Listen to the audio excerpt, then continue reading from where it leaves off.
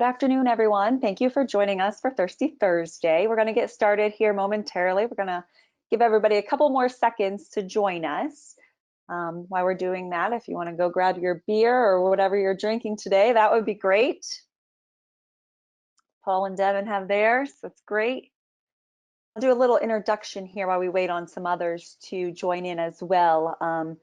Today, again, if you're joining us from a previous week, you know we have Devin Huffman, who is my colleague here at Sightseeker. So he's going to be kicking things off today, and we're very excited and thankful that Paul Leone has also joined us today. He's the executive director for the New York State Brewers Association. So thank you, Paul, for joining us today and for being here this Thursday afternoon. I'm happy to be here. Thanks you guys for asking. Yes. Today we're going to have Paul and Devin talk about how we prepare for what's next. As we all know, the last couple weeks have been very hectic at the least, and things have been changing on a daily basis, on a weekly basis, and they're going to continue to do so as states open up, or as, you know, we were talking a little bit before, as they open up but maybe revert to closing or shutting some things down again. We just don't know at this time. So with that, I just want to let everybody know that this is being recorded. So if you want to share this later on, or you want to rewatch it because of all the great information we're going to get from this, you can certainly do that. But with that, I'll turn it over to you, Devin. Awesome. Thanks, Melinda. Thank you, everybody, for taking some time and joining us today.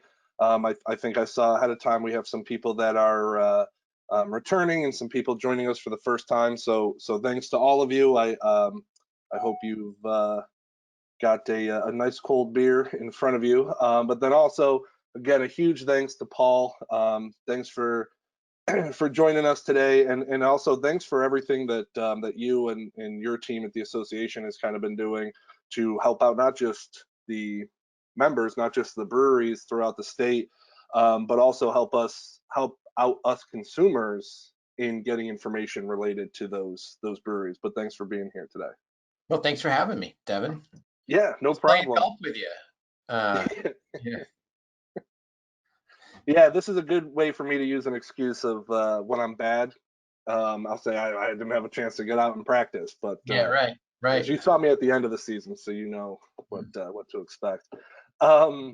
So Melinda kind of introed it a little bit, but what I wanted to talk through today was kind of keep on a topic that I have hit for those who have been with us before, because I feel it is crucial and it's worth mentioning every single week, and especially having you, Paul, getting your insights related to it.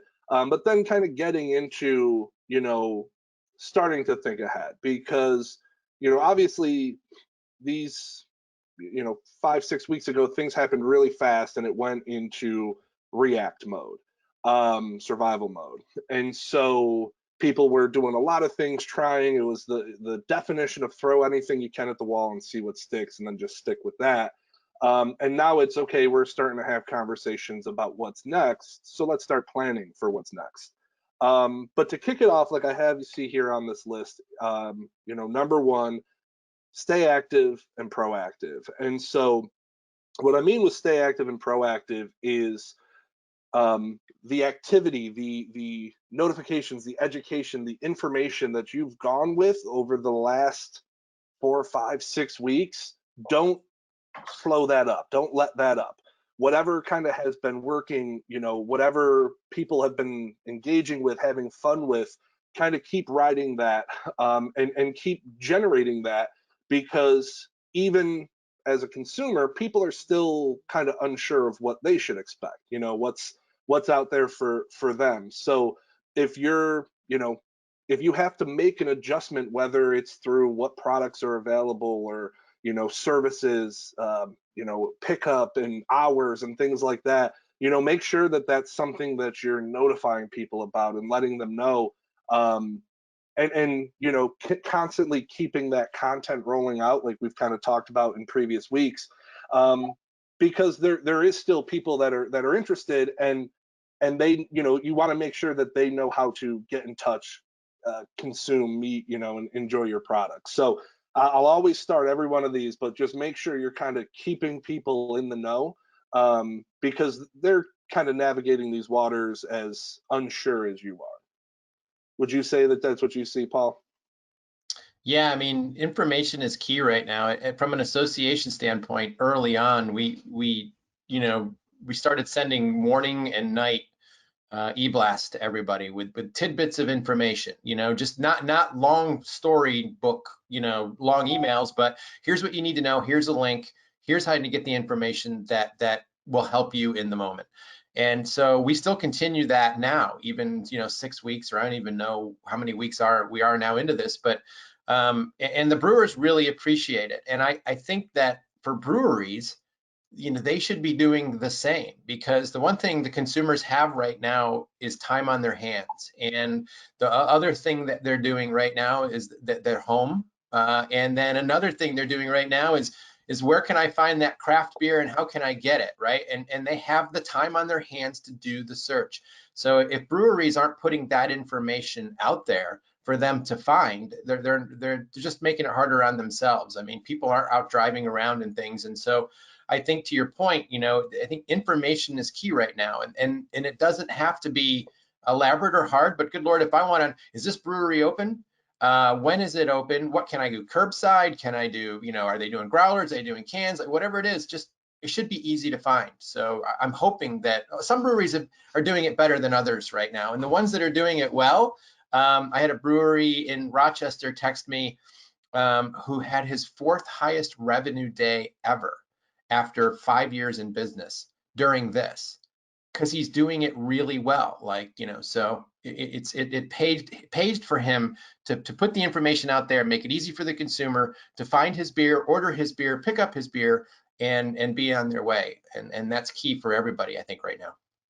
Yeah, no, and I think that there's actually a ton of great points in there, and one of the big things, and we've kind of mentioned it in the past that you hit is, you know, when I'm finished working for the day to day, all I have to do is walk into that room. That's the rest of my day planned out. Mhm. So having something to do other than watching Netflix is, you know, it's fantastic. So when I go on my phone and I see someone posted a video and it's more than, you know, 7 minutes long, oh my God, I've got the next 7 minutes mapped out. You know, is something that even now, like we said, and I am in the same boat. Is it 5, 6 weeks, something in there? It's exciting, you know, just even for a short moment, and then it gives me that urgency, that desire to say, how do I get this? You know, how do I connect there? So, so I think those are great points, and I think even, you know, from my perspective, I've seen the same. I've seen people who it's stuck in my head, and I'll text a buddy. It might even be from not around me where I can't get the product right now, and I'll be like, first chance I get, I'm coming to visit you, and we're going to go here, here, and here, because I love what they're doing. You know, so it's got a future effect as well. But I actually think that that plays really well into the second point, which is new ways to connect. And I kind of put new ways to connect because, you know, it's there's still an opportunity for people to try something different. And maybe someone found something and it worked, and again, keep running with that if it's working. Or maybe they've been like, I've been trying a number of things, and, you know, do I keep trying? And the answer is yeah. Or even if you found something that works, try something new to complement it. And so two of the ones that I put here, as kind of sub bullets, is shipping and events.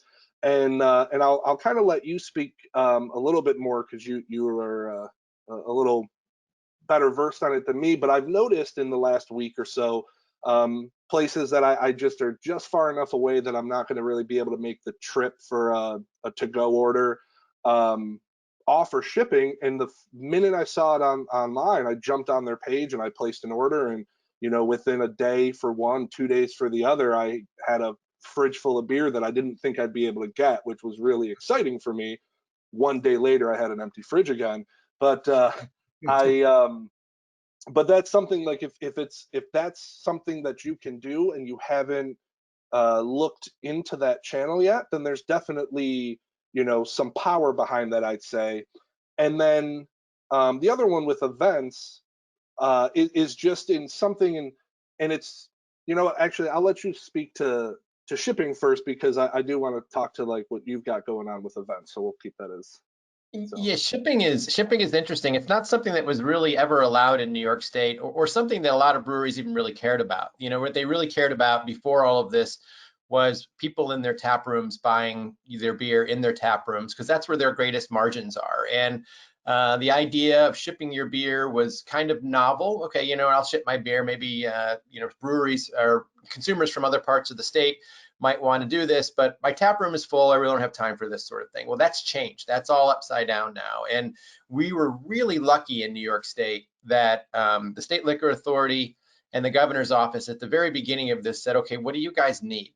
And what would you like to have happen? And so shipping was one of them, and I would lump home delivery into that as well. That's not something that was ever really allowed before this. So those for craft beer, and brewers have really started to figure this out. And consumers, of course, in this day and age, nobody really goes to the mall anymore to go Christmas shopping. They go to Amazon and they get things delivered. So that model, people are used to getting stuff delivered to their house and ordering things and that sort of thing. So when the breweries that figured it out early, and there are a few around the state, I have a brewery in the Finger Lakes region that is doing really well shipping beer.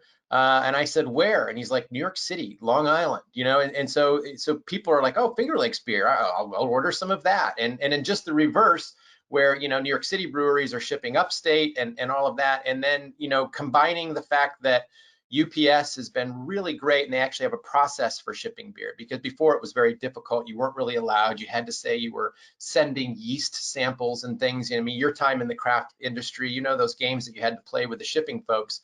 So you know, this is brand new world that we've entered right now, and one that, to be honest, I think shouldn't ever go away for after this is over. I think that once this is over, will shipping replace people going out and doing? No. Will it be as popular as it is now? I don't think so, you know, but it'll be one other piece of their business. And same with home delivery, you know, in New York City, especially, the New York City brewers are really, I mean, that's the epicenter of things. And what's keeping them alive right now is putting beers on a bicycle and riding down a couple of blocks and delivering to people's homes. And that's been a lifesaver for them. So that's been a great way to stay connected. It's kept the lights on. It hasn't certainly you know, supplemented what the tap room brought them in terms of revenue. no, and I think that that's actually a great note to kind of end that on for that, because I think that that then plays into that second one of events. And I think a perfect example of that is what you've got coming up this weekend through the association, where, you know, you were able to put on an event that champions and highlights New York State breweries, but also put product to the people who are going to be attending the event by shipping it, you know. And so that's where, is that a new way to connect it? I mean, and it definitely is. And so for all the breweries that are on and are listening, you know, think in your own unique way, whether it's an event you used to hold, or it's an event that, you know, you've been thinking about, or just kind of comes up in this thought or in this scenario. Can those two things kind of play in and go up to that main point of, is it a new way to connect? And I actually think your Finger Lake example was fantastic, where, you know, I would like, if I might not make or have the ability to make a 6-hour trip to visit a brewery, but I know that I've heard a lot of great things, and maybe, you know, have gone to festivals they were at, but only was able to try a couple, you know, styles. And it's like, you know what, I can get this. And I to your point, hope that it is something that kind of continues after this. I love the ability to place an order, you know, and know that it's coming. So, yeah, so I think kind of just right in what you at the association have kind of put on for this weekend is a great example of a type of event that gives someone something, you know, to do and connects them with the brewers. Yeah, that was, so as a nonprofit trade association, we relied heavily on festival income, beer festival income. And you know, from your time at Saranac, you know, we used to have a great festival there. People would come, you know, it's very interactive, groups and so on. Well, we can't have that anymore, like not now. And so we thought about, well, what can we do? And a lot of brewers guilds around the country are in the same boat that we are, is that they're nonprofits, and the only way they raise money is finding ways to raise money. And so We can't do the group festival thing anymore. So a lot of them were doing and still are doing virtual beer festivals, 4 hours of sort of entertainment. And that's great. People spend $5 and they can hang out and just watch things. But we felt like, well, what do they really want? They want the beer, right? So we kind of took the idea of, okay, we can ship beer now, breweries can. Let's have them buy a ticket and get some beer in it, and then have a private Zoom session with the brewers and with the owners, the people that they look up to, make their favorite beers, and spend 90 minutes with them, trying the beers, tasting the beers, talking to them. And I, the model, I mean, we came up with it in an hour, and it's really not that complicated. It's been fantastic, and we sold out all 4. So we've got 4 90-minute sessions, and we're going to plan 2 more events. But to your point earlier that you touched on, there's no reason why a local brewery couldn't go, you know what, I'm doing releasing these 2 beers. You come to my brewery, you buy them, and then let's connect on Zoom on Wednesday, and let's go through them together. And so that, that brewery is now motivated people to make the trip to go down to buy the beer, and now has kind of put a little event around it. Like, that's a model that any brewery can do and should be doing to sell beer. Yeah, no, it sounds fantastic. I'm behind those 100% because, like you said, and I loved working festivals when I was in the industry. I loved attending them just as much after. But yeah, it's tough, and you probably couldn't even forecast the date of when you could do one of those again in the way that they were. So what do we do as we, look forward and say, because we don't want to say, well, it can't happen again. Well, it just has to happen differently. So what's that look like? And I do think, again, that goes perfect right into this next one of time to plan ahead. And I'll say, I apologize in advance for needing to use terms like pivot and new normal and hybrid and all those. I know they've been said a million times, so I'll apologize up front. But it is a very important topic in question. We talked before about the react, and everything got real reactive, and it says, what can we do? And I know a lot of breweries look to their associations to say, can I deliver? Can I ship? What can I do? What can I do? And then react, from there. And so it kind of goes into, well, when you can start phasing back in, don't start reacting then, start being proactive now and kind of plan for it. But I think what's really important to kind of keep in mind is it won't be exactly like it was, and I know we've talked earlier, and I use the example right in my own family.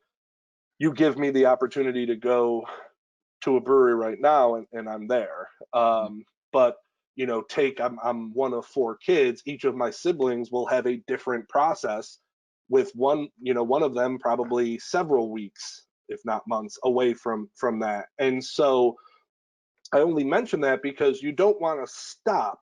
I understand there's been a lot of keep us afloat actions right now, but you don't want to stop those for those individuals that's how they're going to be able to interact and engage with you. And so, the first kind of quick example that comes to mind is if you're doing contactless pickup, or if you have a pickup window or a drive-through of sorts that, I've seen some places roll out, don't get rid of them, because you're going to have people that are going to still want to connect and try your beers, and and maybe over the next 2-3 weeks, to your point, someone's going to roll out Zoom ways of trying product releases.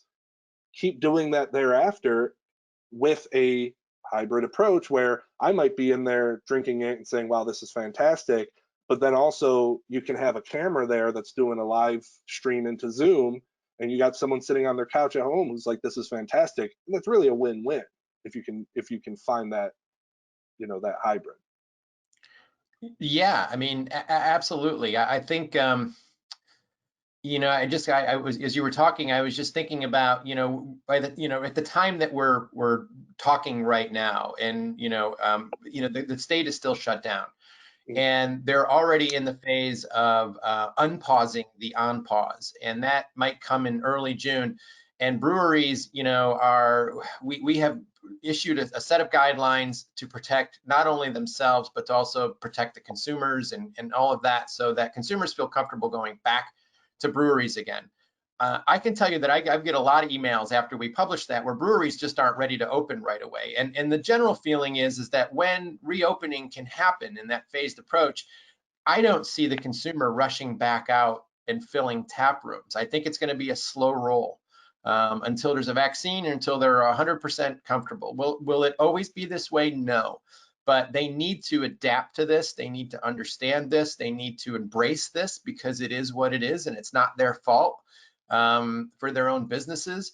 And a lot of breweries have. I think that goes back to, like, you know, just the getting creative and adapting to the situation. There's nothing you can do about this. No, you know, it's just something we have to deal with. And so, you know, just figuring things out as you go and adapting as you go is going to be what's, and I'm not going to use, I was going to say, I wasn't going to say it, I hate that word new normal, but I just said it anyway, but it just is, I don't know how else to say it. Like, this is just a temporary blip in time, and we have to make it work. And Lord knows, I hope a lot of breweries, and a lot of them are, there's a lot of creative people out there, and what helped this industry grow to begin with, where, you know, as you know, there's very few in this business, if hardly any, that are going to bed at night and pillows full of cash. You know, I mean, they really did this because they were passionate about it, because they loved what they do. And I think and I'm hoping that that's what carries them through this, is that same passion that got them into this. And if they adapt, I think they will. No, and I agree completely. And it's been, you know, things that we've seen and we've, you know, championed on these kind of weekly webinars and mentioned with guests before, that it really is fantastic at times to watch how creative this industry is. You know, how you know, the ideas they come up with, and I you know, I get really excited when I see you know, some of the creativity just in the name of a beer. You know, it might be a style that falls outside of something that I like, but I'm a sucker for that kind of thing, and I'll be like, I need to have a can of that, you know, and just as almost as a piece of decor. And so I've seen a lot of creativity kind of currently related to quarantine with things like that. But every point you hit is really kind of perfect in the sense of, because you'll probably find that, like you said, some people are like, I mean, I don't know if I'm ready to open, where just because they can doesn't mean they will. And because there's both sides. There's on the brewery side of saying, all right, what is my new approach? You know, how am I going to react to this?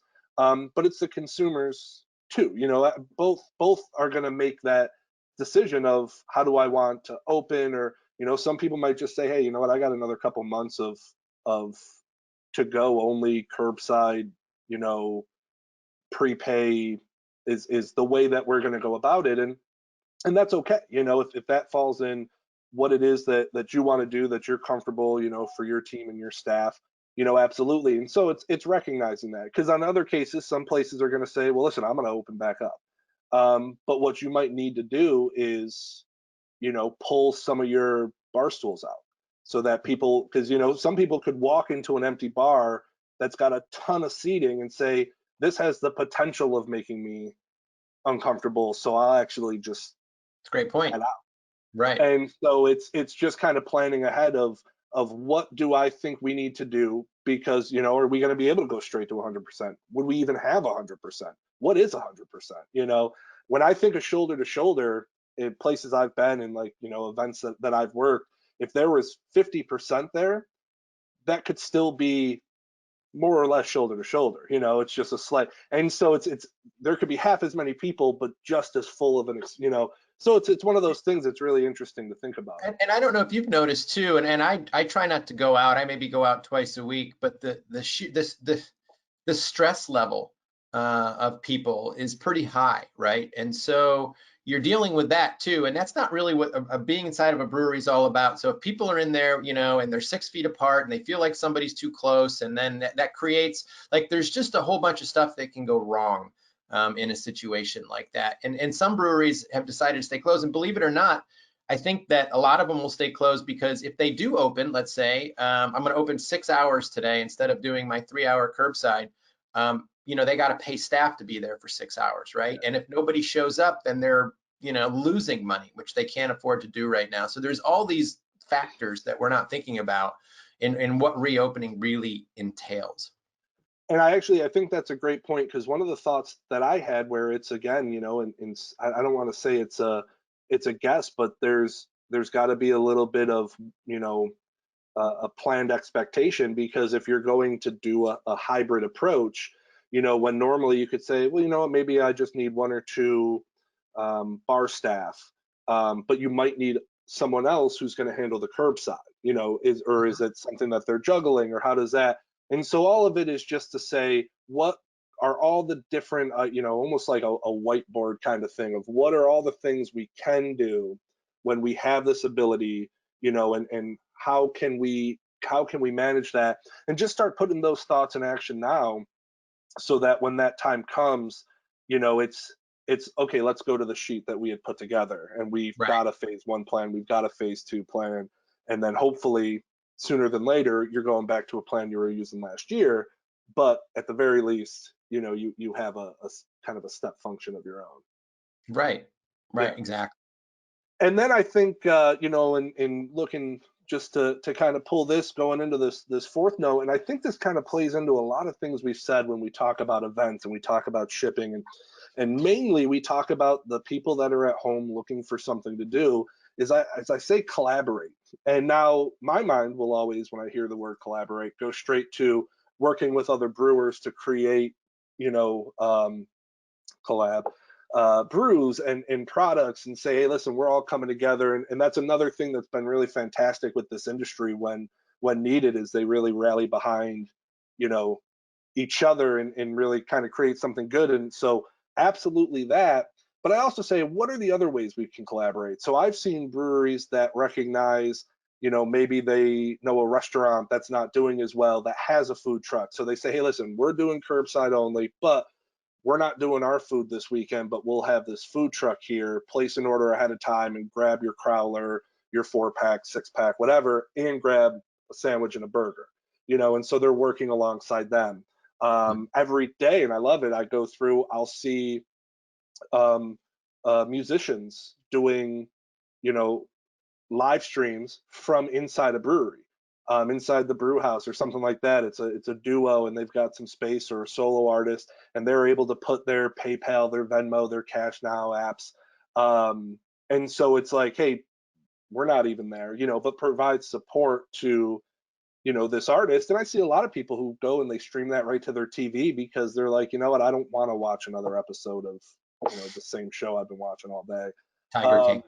Yeah, Tiger King. And so I've watched it 3 times through. I have a tiger now. So uh, it's just, what are the different areas, and I think that all plays back into, you know, that food, beverage, kind of art, like all the industries that are feeling, you know, what's kind of been shut down, that are affected by this, are all saying, well, listen, you know, you don't want to stare at a blank wall and drink our beers. So what can you do? Is it art? Is it music? Is it entertainment? Is it activity? Is it games? You know, and then find people that are, you know, looking to that have that talent, that are looking to play it out. You know. Yeah, I think, you know, it's funny, some brewers, and part of home delivery, part of the rule of home delivery is you've got to have a food item with it as well. And so breweries have collaborated with their local farmers, like cheesemakers, or people who make chocolate or soap or something, you know, some sort of product or whatever, and they've collaborated that way of like, hey, you know what, here's a beer and some cheese, and here's a beer, whatever. So they're supporting local businesses or local farms, and breweries have been really good. I mean, it's you know, beer comes from the earth, right? So it's an agricultural product, and a lot of breweries have really embraced that and figured out how to collaborate with other, like, farmers market type folks to get their beer out there and to help them as well. And so I think collaboration's always been part of craft beer, whether that they collaborate with each other, or the local restaurant, or the local food truck, or whatever it is. It's kind of what has always made this business great. Awesome. Awesome. Well, I'm looking at the time. I know we're running a little tight on that, so I guess Melinda, I will circle back to you. Is there any questions that came in for Paul or I? No, we didn't have any questions today, so Because we did such a good job at answering everything, I think. I think you're right. When You Paul and guys I did, are working together, Yeah, we're tight. right. no question, right? Absolutely. Yeah. Well, again, I just wanted to thank the two of you for sharing all of your insight with everybody here. And like I said, we have recorded this, and hopefully we'll be able to share it in the next coming hours here, and everyone can look back and start utilizing some of these ways to connect, or some of the planning ahead that you guys talked about in that hybrid approach. So thanks again, everyone, and have a great afternoon. Cheers. Thanks, you guys. Thanks, Paul. Thanks, everyone.